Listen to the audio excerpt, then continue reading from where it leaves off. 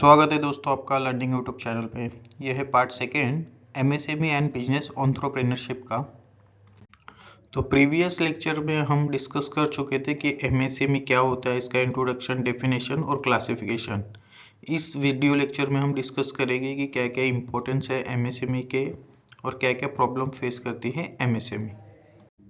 Last video lecture में मैंने MSME का क्लासिफिकेशन बताया था जो कि ओल्ड के हिसाब से था, लेकिन ये अभी अपडेट हो गया है। ठीक है, इसके इफेक्टिव डेट अप्रैल 2025 से है और इसमें ही दो ही क्राइटेरिया रखे हैं, इन्वेस्टमेंट का और टर्नओवर का। ऐसा इसीलिए किया गया है ताकि एमएसएमई बूस्ट हो सके। ठीक है, कंपटीशन फेस कर सके, यहाँ का एक्सपोर्ट बढ़ सके, कोई इनोवेशन कर सके, इसीलिए। ठीक है, तो पहले इंटरप्राइजेस में अगर इन्वेस्टमेंट 1 करोड़ तक किया गया होगा और टर्नओवर 5 करोड़ तक होगा तो उसे माइक्रो इंटरप्राइजेस कहा जाता था। अब इसे बढ़ा दिया गया। अब इन्वेस्टमेंट अगर 2.5 करोड़ तक है और टर्नओवर 10 करोड़ तक है तो उसको माइक्रो इंटरप्राइजेस कहेंगे। क्लियर? सेम स्मॉल इंटरप्राइजेस में पहले इन्वेस्टमेंट था 10 करोड़ तक और टर्नओवर था 50 करोड़ तक, अब उसे भी बढ़ा दिया गया है। इन्वेस्टमेंट कर दिया गया है 25 करोड़ तक और टर्नओवर कर दिया गया है 100 करोड़ तक।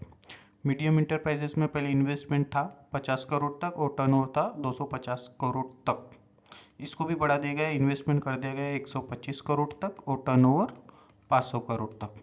ठीक है, आप अपने बुक में और सिलेबस में देख लेना कि कौन सा है, उस हिसाब से ही लिखना, क्योंकि ये न्यू अपडेट अभी अप्रैल 25 में आया है। हो सकता है कि आपके बुक में अपडेट ना किया हो, या तो एक बार टीचर से डिस्कस कर लेना, वो जैसा बोले वैसा फिर आप एग्जाम में लिख सकते हो। रोल क्या है एमएसएमई के इंडिया के डेवलपमेंट में, इसी को ही इम्पोर्टेंस ऑफ एमएसएमई भी कह सकते हैं। ठीक है, फर्स्ट है इकोनॉमिक कंट्रीब्यूशन।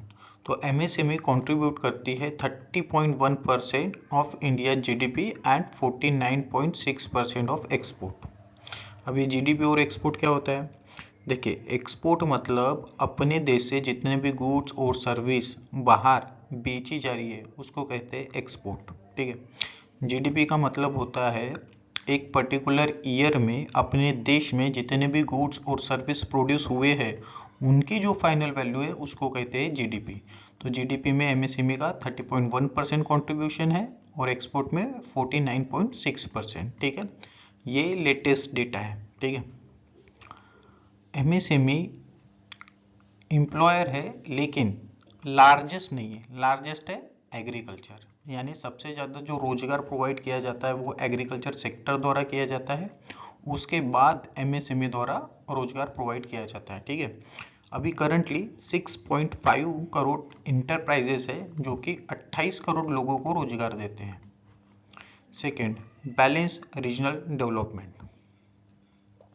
बहुत से लोग रूरल एरिया से अर्बन एरिया जाते हैं काम करने के लिए। क्यों? क्योंकि अर्बन एरिया में ही काम ज़्यादा होता है, इंडस्ट्री होते हैं, बिजनेस होते हैं। ठीक है, अपॉर्चुनिटीज़ ज़्यादा होती है।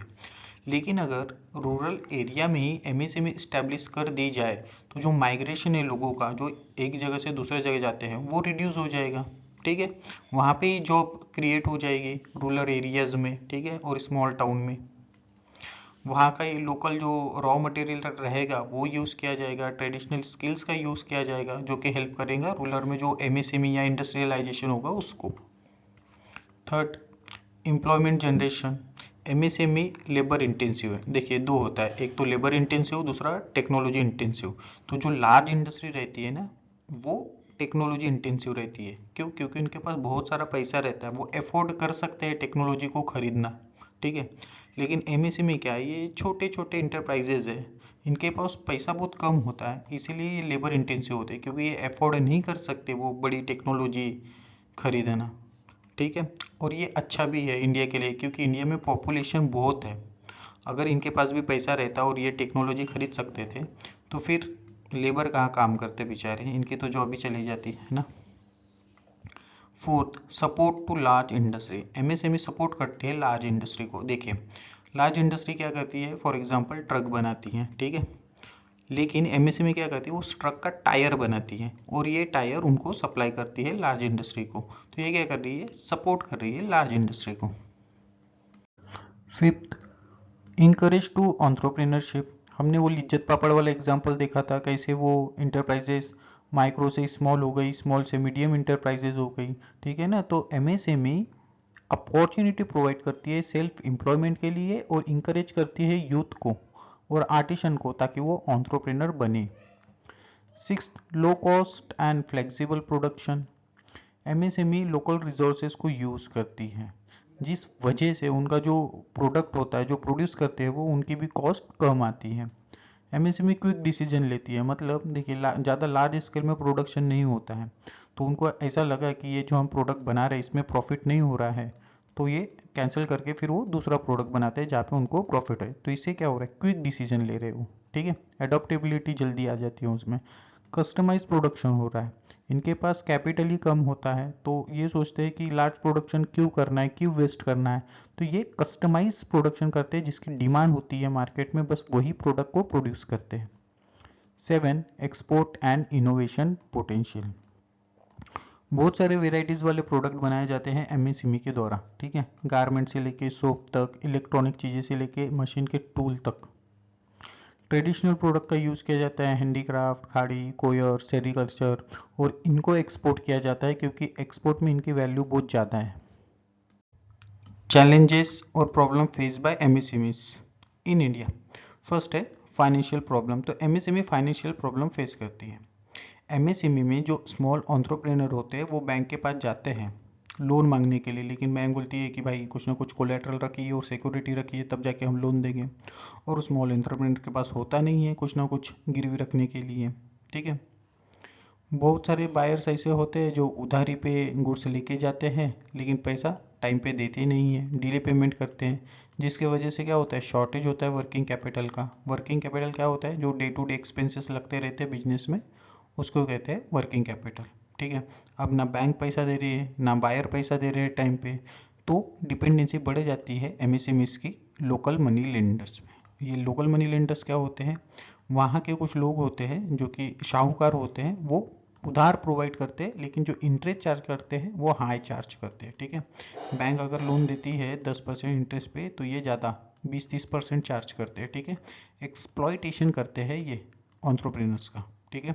तो इसका रिजल्ट क्या होता है कि बिजनेस ऑपरेशन स्लो डाउन हो जाता है, बहुत सारे इंटरप्राइजेस बंद हो जाते हैं, क्यों, क्योंकि उनके पास पैसा नहीं होता है इसीलिए। Raw material problem. अब एमएसएमई के पास पैसा ही नहीं है ज़्यादा, तो वो जो रॉ मटेरियल खरीदेंगे वो उनकी क्वालिटी कैसी रहेगी, पुअर रहेगी। क्यों, क्योंकि अगर उनको अच्छा क्वालिटी का रॉ मटेरियल चाहिए तो उसके लिए ज़्यादा पैसे देने पड़ेंगे जो कि एमएसएमईज के पास है नहीं, ठीक है। इसके वजह से क्या होता है, जो प्रोडक्ट बनाते हैं, फाइनल गुड्स प्रोड्यूस होता है, उसकी जो क्वालिटी रहती है वो बहुत ख़राब रहती है। Third, lack of managerial skills. MSME run किया जाता है मैक्सिमम टाइम एक सिंगल ओनर के द्वारा जिसको टेक्निकल नॉलेज रहता है, लेकिन मैनेजमेंट का नॉलेज नहीं रहता है, मार्केटिंग का नॉलेज नहीं रहता है, फाइनेंशियल स्किल्स नहीं रहती है। इसके वजह से क्या होता है, लो प्रोडक्टिविटी रहती है और कोऑर्डिनेशन भी कमज़ोर रहता है। क्यों, क्योंकि ये अफोर्ड भी नहीं कर सकते किसी प्रोफेशनल मैनेजर को हायर करने के लिए क्योंकि इसके पास पैसा ही कम है, ठीक है। इससे क्या होता है, जो डिसीजन मेकिंग की प्रोसेस होती है वो इनएफिशिएंट रहती है। Fourth, marketing difficulties. देखिए प्रोडक्ट बनाना एक बात है लेकिन इसको बेचना ये दूसरी बात है। एमएसएमई प्रोडक्ट तो बनाती है लेकिन इनके पास मार्केटिंग नॉलेज नहीं रहता है, जिसके वजह से इनको मिडल मैन पे डिपेंड रहना पड़ता है। ये मिडल मैन एमएसएमई से प्रोडक्ट खरीदता है कम दाम में और कस्टमर को बेचता है ज़्यादा दाम में, तो ये एक्सप्लॉइट करता है एंटरप्रेन्योर्स का, ठीक है। एमएसएमई अफोर्ड नहीं कर सकती एडवर्टाइज करना, ब्रांडिंग करना, मार्केट रिसर्च करना, जिसकी वजह से क्या होता है, जो सेल्स ग्रोथ होती है एमएसएमई की वो पुअर रहती है। Fifth, quality issues. MSME focus करती है लो कॉस्ट प्रोडक्शन पे, मतलब जो वो गुड्स प्रोड्यूस कर रहे हैं उनकी कॉस्ट कैसे कम आए इस पे वो फोकस करती है, ठीक है, ना कि क्वालिटी स्टैंडर्ड पे, जिसके वजह से इनका जो फाइनल गुड्स बनता है वो ख़राब क्वालिटी का बनता है और वो कंपटीशन फेस नहीं कर पाता है ग्लोबल और डोमेस्टिक मार्केट में। अच्छा क्यों, क्यों इनका ख़राब क्वालिटी का बनता है, क्योंकि वहाँ पे मॉडर्न टेक्नोलॉजी का यूज़ नहीं किया जाता है, रिसर्च एंड डेवलपमेंट नहीं किया जाता है, क्वालिटी टेस्टिंग फैसिलिटी नहीं देखने को मिलती है एमएसएमई में, इसीलिए। Sixth, under utilisation of capacity. Goods और सर्विस जो भी वो प्रोड्यूस करते हैं एमएसएमई, उनकी जो डिमांड होती है वो बहुत लो होती है, मार्केटिंग पुअर होती है। इसीलिए बहुत सारे एमएसएमईज ऑपरेट जो होता है उनमें वो फुल कैपेसिटी में नहीं होता है। फिक्स कॉस्ट तो हाई रहती है, लेकिन जो उनका प्रॉफिट मार्जिन रहता है वो रिड्यूस हो जाता है, जिसकी वजह से इनको फाइनेंशियल लॉस देखने को मिलता है और इवेंचुअली इंटरप्राइजेस बंद हो जाती है। 7. Global and large scale competition. Globalisation के बाद एमएसएमई को टफ कंपटीशन फेस करना पड़ता है एमएनसी से और लार्ज इंडस्ट्री से। अब एमएनसी और लार्ज इंडस्ट्री ये बिग फर्म है, इनके पास बहुत सारा पैसा होता है, तो ये एडवांस टेक्नोलॉजी का यूज़ करते हैं, बेटर ब्रांडिंग करते हैं, इनके बिजनेस में इकोनॉमीज ऑफ स्केल देखने को मिलता है। इसका रिजल्ट क्या हुआ? एमएसएमई को स्ट्रगल करना पड़ता है ताकि वो कॉम्पिटिटिव मार्केट में सर्वाइव कर सके। ये इकोनॉमीज ऑफ स्केल क्या होता है?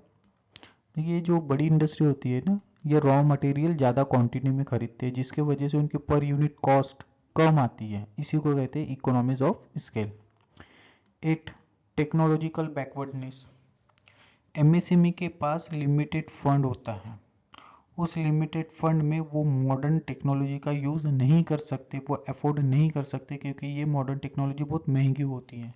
ठीक है, तो एमएसएमई में मॉडर्न मशीन और ऑटोमेशन का यूज़ नहीं किया जाता है। तो काय का यूज़ किया जाता है? आउटडेटेड टेक्नोलॉजी का, पुरानी टेक्नोलॉजी का, जिसकी वजह से प्रोडक्टिविटी भी रिड्यूस होती है और जो प्रोडक्ट की क्वालिटी रहती है वो भी ज़्यादा अच्छी नहीं होती है। रिजल्ट क्या होता है कि ये इनएफिशिएंट रहते हैं और लेस कॉम्पिटिटिव, यानी कॉम्पिटिटिव फेस करने लायक नहीं रहते हैं। 9. Infrastructure problem. एमएसएमई जो इस्टेब्लिश होती है वो रूरल और सेमी अर्बन एरियाज़ में ही होती हैं, जहाँ पे रोड बराबर नहीं होते, पावर सप्लाई बराबर नहीं होता, ट्रांसपोर्टेशन फैसिलिटी ख़राब रहती है, कम्युनिकेशन क्या गैप बनी हुई रहती है, जिसकी वजह से क्या होता है? प्रोडक्शन डिले होता है, प्रोडक्ट की कॉस्ट हाई रहती है और उनका जो मार्केट रीच है वो भी लिमिटेड रहता है। Thank you. आई होप आपको ये लेक्चर अच्छा लगा होगा तो प्लीज़ लाइक और सब्सक्राइब जरूर कीजिएगा। मिलते हैं अभी नेक्स्ट लेक्चर में।